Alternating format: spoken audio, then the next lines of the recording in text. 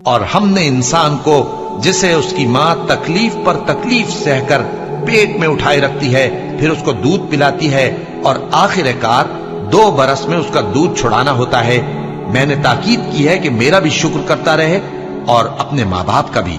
کہ تم کو میری ہی طرف لوٹ کر آنا ہے۔ اور اگر وہ دونوں تجھ پر زور ڈالیں کہ تو میرے ساتھ کسی ایسی چیز کو شریک کرے جس کا تجھے کچھ بھی علم نہیں، تو ان کا کہا نہ ماننا، ہاں دنیا کے کاموں میں ان کا اچھی طرح ساتھ دینا، اور جو شخص میری طرف رجوع لائے اس کے رستے پر چلنا، پھر تم کو میری طرف لوٹ کر آنا ہے، تو جو کام تم کرتے رہے ہو سب سے تم کو آگاہ کر دوں گا۔ اور ہم نے انسان کو اس کے والدین کے ساتھ بھلائی کرنے کا حکم دیا، اس کی ماں نے اس کو تکلیف سے پیٹ میں رکھا اور تکلیف ہی سے جنا، اور اس کا پیٹ میں رہنا اور دودھ چھڑانا 2.5 برس میں ہوتا ہے،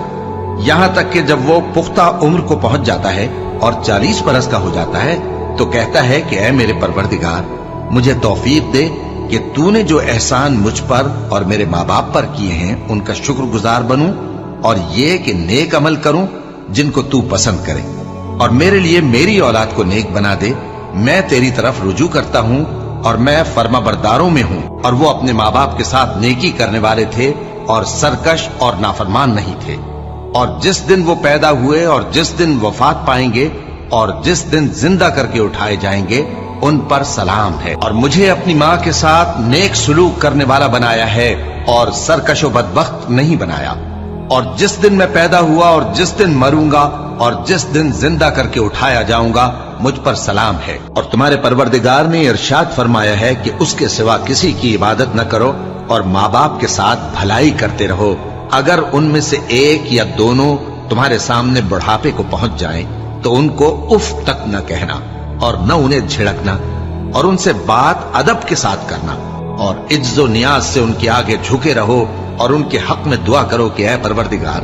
جیسا انہوں نے مجھے بچپن میں شفقت سے پرورش کیا ہے تو بھی ان کے حال پر رحمت فرما، اور اللہ ہی کی عبادت کرو اور اس کے ساتھ کسی چیز کو شریک نہ بناؤ۔ اور ماں باپ اور قرابت والوں اور یتیموں اور ناداروں اور رشتہ دار ہمسایوں اور اجنبی ہمسایوں اور پاس بیٹھنے والوں اور مسافروں اور جو لوگ تمہارے قبضے میں ہوں سب کے ساتھ حسن سلوک کرو، بے شک اللہ تکبر کرنے والے بڑائی مارنے والے کو دوست نہیں رکھتا۔ اور جس شخص نے اپنے ماں باپ سے کہا کہ میں تم سے بیزار ہوں، کیا تم مجھے یہ بتاتے ہو کہ میں زمین سے نکالا جاؤں گا، حالانکہ بہت سی قومیں مجھ سے پہلے گزر چکی ہیں؟ اور وہ دونوں اللہ کی جناب میں فریاد کرتے ہوئے کہتے تھے کہ کمبخت، ایمان لا، اللہ کا وعدہ سچا ہے۔ تو کہنے لگا یہ تو پہلے لوگوں کی کہانیاں ہیں، یہی وہ لوگ ہیں جن کے بارے میں جنوں اور انسانوں کی دوسری امتوں میں سے جو ان سے پہلے گزر چکی عذاب کا وعدہ تحقیق ہو گیا، بے شک وہ نقصان اٹھانے والے تھے۔ اے میرے پروردگار، مجھ کو اور میرے ماں باپ کو اور جو ایمان لا کر میرے گھر میں آئے اس کو اور تمام ایمان والے مردوں اور ایمان والی عورتوں کو معاف فرما، اور ظالم لوگوں کے لیے اور زیادہ تباہی بڑھا۔ اے ہمارے پروردگار، ان کو ہمیشہ رہنے کی بہشتوں میں داخل کر جن کا تو نے ان سے وعدہ کیا ہے، اور جو جو ان کے باپ دادوں اور ان کی بیویوں اور ان کی اولاد میں سے نیک ہوں ان کو بھی، بے شک تو غالب ہے، حکمت والا ہے۔ اور ان کو بری حالتوں سے بچائے رکھیو، اور جس کو تو اس روز بری حالتوں سے بچا لے گا تو نے بے شک اس پر مہربانی فرمائی، اور یہی بڑی کامیابی ہے۔ اور ہم نے انسان کو اس کے ماں باپ کے ساتھ نیک سلوک کرنے کا حکم دیا ہے۔ اے مخاطب، اگر تیرے ماں باپ تجھے مجبور کریں کہ تو میرے ساتھ کسی کو شریک بنائے جس کی حقیقت کی تجھے واقفیت نہیں تو ان کا کہا نہ مانیو، تم سب کو میری طرف لوٹ کر آنا ہے، پھر جو کچھ تم کرتے تھے میں تم کو جتا دوں گا۔ اور جو لوگ ایمان لائے اور نیک عمل کرتے رہے ان کو ہم نیک لوگوں میں داخل کریں گے۔ اے پروردگار، مجھے توفیق عنایت کر کہ جو احسان تو نے مجھ پر اور میرے ماں باپ پر کیے ہیں ان کا شکر کروں اور ایسے نیک کام کروں کہ تو ان سے خوش ہو جائے، اور مجھے اپنی رحمت سے اپنے نیک بندوں میں داخل فرما۔ اے یحییٰ، ہماری کتاب کو مضبوطی سے تھامے رہو، اور ہم نے ان کو لڑکپن ہی میں دانائی عطا فرمائی تھی اور اپنے پاس سے شفقت اور پاکیزگی دی تھی، اور وہ پرہیزگار تھے اور وہ اپنے ماں باپ کے ساتھ نیکی کرنے والے تھے اور سرکش اور نافرمان نہیں تھے۔ اور جس دن وہ پیدا ہوئے اور جس دن وفات پائیں گے اور جس دن زندہ کر کے اٹھائے جائیں گے ان پر سلام ہے۔ اے بنی آدم، دیکھنا کہیں شیطان تمہیں بہکا نہ دے،